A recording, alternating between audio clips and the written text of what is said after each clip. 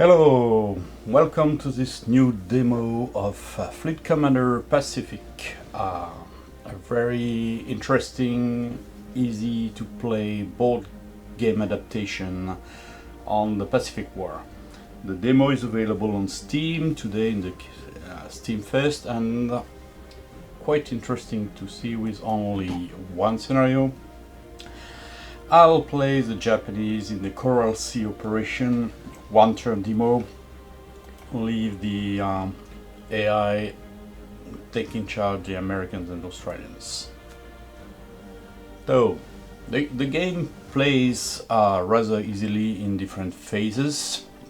You start to receive reinforcements first, and you're advised where they arrive. So you have your land-based air and submarine in the pool. The enemy has the same thing, and then the game goes in different phases, which are always labeled here, and you start to send ships on patrol in the different seas. Patrols help to control and gain the victory points, which are labeled here. You can see a summary. At the moment, of course, it's 0, and I play against here the computer. It's written here. So which ship should I send? So I see group of ships here. That's a number, and you click on it, then they pop up. You can remove, and you see that the eligible ships have these blinking yellow dots. So I'll see what I can do. I'll patrol the Marshall Islands. If I need to see how much they bring as victory point in the scenario, I just click on the shield here. I see it's 1 here, 2 here. And of course, the American will get many points from the Southern Seas. So my goal is either to remove some of them or take this one and make the difference, which is the goal of this scenario. So I'll send the whole force here in support of the invasion to the Coral Sea. And I think I'm done on patrols, so let's see what the American AI is doing. Oh, she's aggressive. Sending things, trying to disturb my control. Because you can win by getting points, but you can win by removing points from the other side. It's a balance. So they will fight for the Coral Sea apparently. And now the second phase is I have to place my air fleets in the different seas. The limitation is that you can place air fleets only in seas where you have bases and ports adjacent. So I can only place them in the South Pacific or Marshall Islands. So I'll place one in the South Pacific. Wow, Guadalcanal is allied and Moresby, so they're sending air fleets here. I think I will send another air fleet here. I have only 2, so it's a bit annoying. Oh, they will contest the Coral Sea. So now I have the amphibious assault things, Marines. Let's take out Guadalcanal if I can succeed, and I'll see what happens. And so now I have raids. Raids are ships that are going a bit farther than the patrol. They can move up to 3 seas. And let me see, what did they send here? 2 cruisers. Okay, so I'll try to make a raid with 1 quick cruiser. Let me see. So if I remove a ship, I just click on it, it's gone from the taxol. So I will set the aggro alone and bet on the superiority of Japanese gunnery, which I see here. They have, when there's a white circle, the ships have a bonus in battle. And I will send the CVs, Suikaku, Shokaku and the Myoko to support the operation here. And we will see. And now I have to place my submarine, and where can I send it? Here or here? Let me try here and make a trick. Okay.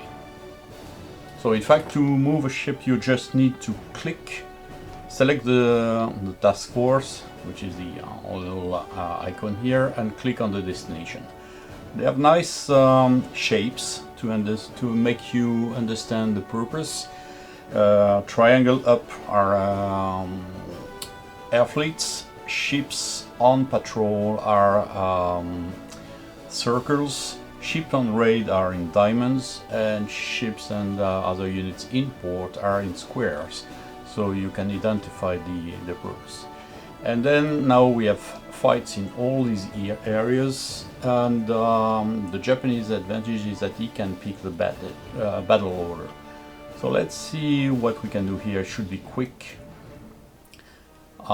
They send a patrol ship just to annoy me. I have one patrol ship, and I have the air fleet, which also counts for controlling the seas, so he has no air fleets. I better choose air as an attack. He would of course choose surface. When we disagree, both sides disagree, then the competitive die roll, and the higher roll wins.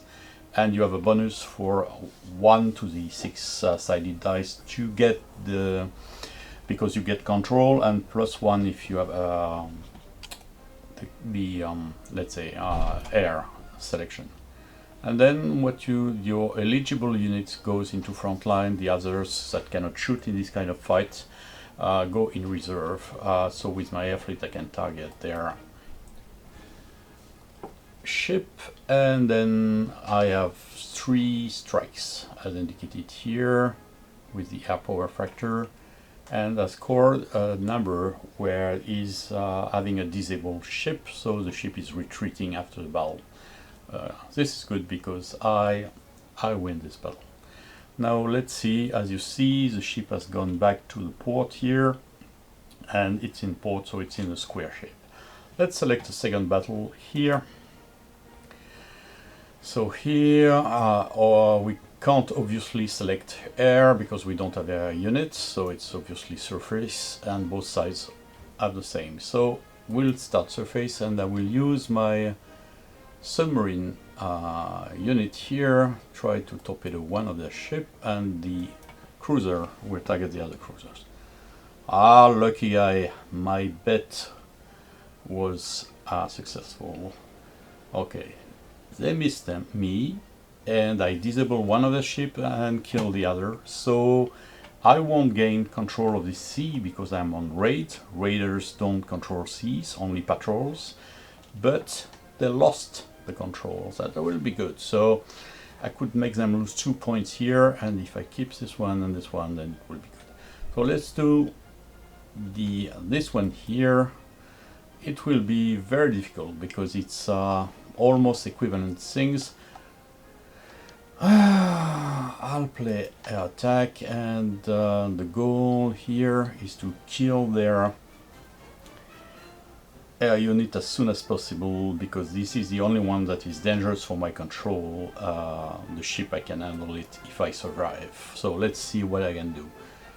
Air fleets are quite difficult to oh, I'm lucky, to destroy. So just to explain the combat is very simple. Everything else but 5 or 6 is a mess. And if you roll 5, the opposing unit is disabled and leaves the battlefield. And if you roll 6, then you reroll another game to discover how many hits you have done. Here now, of course, I won't retreat, and you must always, after the battle, decide whether you retreat all or some of your ships. And in my case, I have only one, so I can't retreat. No retreat. And this is the American are retreating, but I can't pursue because one of my units must stay in the sea. So they retreat back to Australia, and okay, they kill my marines, so I won't be able to take Guadalcanal here, but I control the sea with the air fleet. So the last big one remains, and here is the battle. As you can see, I have many patrol ships, so if they survive and take control of the sea, it's okay, but they have plenty of them.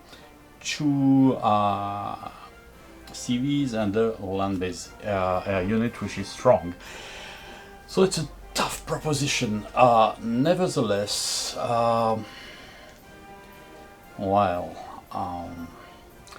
it might be interesting to try to catch them at night in a surface attack. So, but they have a +2 bonus to gain air attack. So I'll try surface, and I barely missed. It could have been interesting. Anyway, no choice, so it will be air. So my goal is to get rid of the CVs, which are the most dangerous, so I will strike them with my ships. They are automatically selected, so you just need to click on the target, and the show will try to get down the land-based air unit of the enemy. Wow, lucky me, lucky me. Ultra lucky me. So I think it's gone for the US now. They have lost all their air support, so they can't win this battle unless they kill everything on my side too. But at the moment, oh, I lost a big CV, but I still have the upper end now, because as you can see, they have only 3 ships left, only surface, and I have 2 CVs. So now of course I won't retreat, I want to keep this battle. I will see what they will do. They stay, oh no, they retreat. You can see the little arrow here. So I can pursue, and maybe I will pursue with the CV here. Okay, let me choose pursuit, and I will send these 2 ships to pursue. This one, because if I select the controlling ship to pursue, then he will lose the patrolling status, because he's no longer patrolling the sea, he's pursuing the enemy. But I'll send 3 ships, even 4, because I need at least 1 survivor to patrol. I have too many. The goal being that in case I'm caught into a night attack, the 3 cruisers will protect my CV from harm. So I will still select. Oh, I did well, because they won a surface pursuit battle, and as you can see, my CV is out of the line because they can only shoot at me if they have excess ships compared to my line. So this is good for me.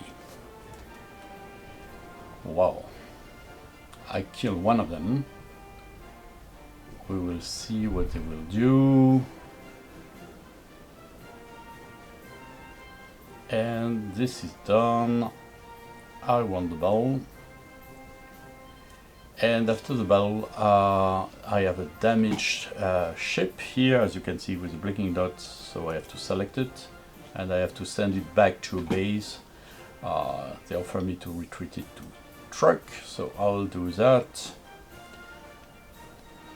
The AI retreats to Australia, and when you win a battle with a CV and there are enemy ships in port, you can air raid, like in Pearl Harbor. So I'll do that. It's 2 rounds of naval attack on ships. As you can see, there's a little ship, a little shield here next to the ship in port. It means that in port they get, let's say, they need double damage to be killed. So, but my ship is very small. I have 2 rounds. I didn't do much here, so it's a total miss. Anyway, that's not the point. The point was control of seas. Before control is assessed, I have to return the raiders, so they all go back to Turk. This one returns to, and now control, and as you see, I got 2 and 1 to keep what I had, and I scratched 2 from the Coral Sea, so I have 5 here. You can see details here, and the allies have 0 because they lost Coral Sea, and here they have no one to control, so they lost. And so once the control phase is gone, the patrols return to base, and you end up with a victory, a Japanese victory. I think the reason for my victory was a lot of luck, because especially in Coral Sea, Bell was rather even slightly in favor of the US, so I was quite lucky here. So that was it, and seems to be a very interesting and easy to play game. I'm waiting to see the next complete versions, and if I want to get a grasp of the game, I can have a look at the complete rules which are included in the product here, so you can get a very nice explanation of everything here. I hope you liked it and try the this version and have fun. Thank you.